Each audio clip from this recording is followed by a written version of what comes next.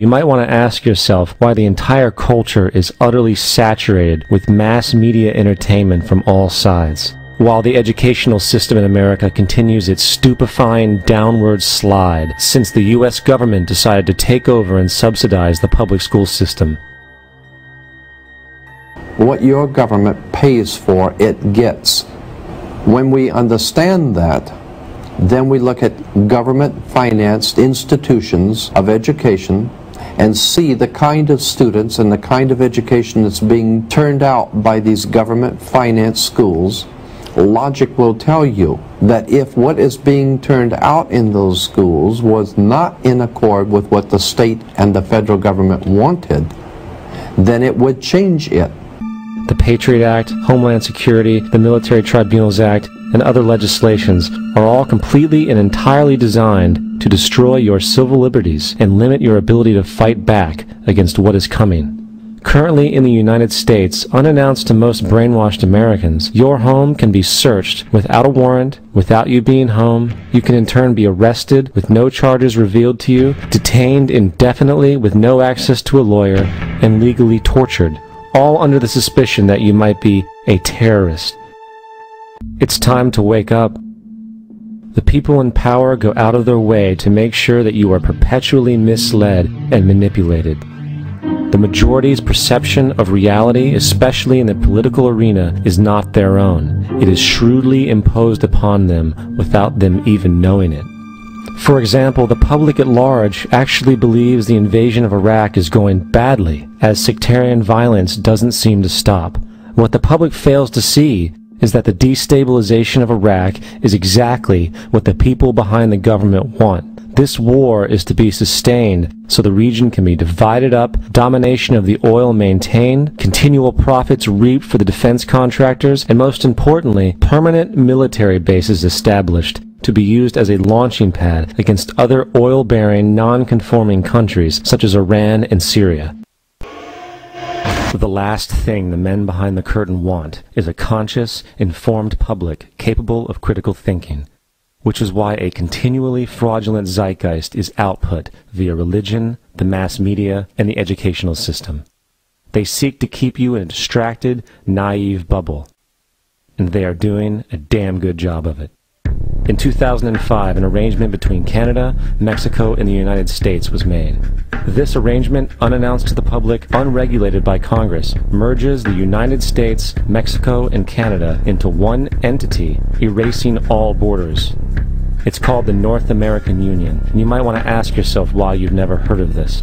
In fact, there is only one mainstream reporter who has actually heard of and has had the courage to cover this issue. The Bush administration's open borders policy and its decision to ignore the enforcement of this country's immigration laws is part of a broader agenda. President Bush signed a formal agreement that will end the United States as we know it, and he took the step without approval from either the U.S. Congress or the people of the United States. It's a deal that few have even heard of. It's being done again by very few people at the very top on behalf of the investment class, but the working class of people, political officials across our country, from communities, from cities and so forth, they don't know anything about this. This isn't some trade agreement. It is a total removal of sovereignty from these countries, which will also result in a completely new currency called the Amero. The American Constitution will eventually be obsolete. You would think that a situation like this would be on the cover of every major newspaper. That is until you realize that the people who are behind this movement are the same people behind the mainstream media, and you are not told what you're not supposed to know. The North American Union is the same concept as the European Union, the African Union, and the soon-to-be Asian Union, and the same people are behind all of them. And, when the time is right, the North American Union, the European Union, the African Union, and the Asian Union will be merged together, forming the final stages of a plan these men have been working on for over 60 years. A one-world government. And if we have learned anything from history, it is that power corrupts, and absolute power corrupts absolutely. This is Aaron Russo, a filmmaker and former politician. To his left is Nicholas Rockefeller of the infamous Rockefeller banking and business dynasty. After maintaining a close friendship with Nicholas Rockefeller, Aaron eventually ended the relationship, appalled by what he had learned about the Rockefellers and their ambitions. got a call one day from an attorney woman I knew, and she said, would you like to meet one of the Rockefellers? I said, sure, I'd love to. And we became friends, and he began to divulge a lot of things to me. So he said to me one night, he said that there's going to be an event there, and out of that event, you're going to see, we're going to go into Afghanistan, so we can run pipelines from the Caspian Sea. We're going to go into Iraq to take the oil and establish a base in the Middle East, and we're going to go into Venezuela and try and get rid of Chavez. And the first two they've accomplished. Chavez they didn't accomplish. And he said you're going to see guys going into caves looking for looking for people that they're never going to find. You know, he was laughing about the fact that you have this war on terror. There's no real enemy. He's talking about how by having this war on terror, you can never win it because it's an eternal war, and so you can always keep taking people's liberties away.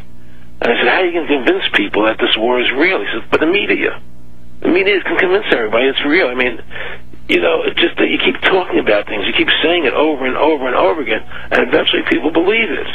You know, you created the Federal Reserve in 1913 through lies. You create 9/11, which is another lie. Through 9/11, you're fighting a war on terror, and now all of a sudden you go into Iraq, which was another lie, and now they're going to do Iran. You know, and it's all one thing leading to another, leading to another, leading to another. Now, I would say, what are you doing this for? What's the point of this thing? You have all the money in the world you ever want. You have all the power. I said, you know, you're hurting people. It's not a good thing. And he would say, what do you care about the people for? Take care of yourself and you take care of your family. And then I said to him, what are the ultimate goals here? He said, the ultimate goal is to get everybody in this world chipped with the RFID chip, and have all money be on those chips and everything on those chips. And if anybody wants to protest what we do or violate what we want, we just turn off their chip. That's right, microchipped. In 2005, Congress, under the pretense of immigration control and the so-called war on terrorism, passed the REAL ID Act, under which it is projected by May 2008, you will be required to carry around a federal identification card, which includes on it a scannable barcode with your personal information. However, this barcode is only an intermediary step before the card is equipped with a VeriChip RFID tracking module, which will use radio frequencies to track your every move on the planet. If this sounds foreign to you, please note that the RFID tracking chip is already in all new American passports. And the final step is the implanted chip, which many people have already been manipulated into accepting under different pretenses. We have a Florida family who are really pioneers in a brave new world. They have volunteered to be the first ever to have microchip identification devices implanted into their body. After 9/11, I was really concerned with the security of my family. In the end, everybody will be locked into a monitored control grid where every single action you perform is documented. And if you get out of line, they can just turn off your chip, for at that point in time, every single aspect of society will revolve around interactions with the chips. This is the picture that is painted for the future if you open your eyes to see it. A centralized one-world economy where everyone's moves and everyone's transactions are tracked and monitored, all rights removed. The most incredible aspect of all. These totalitarian elements will not be forced upon the people.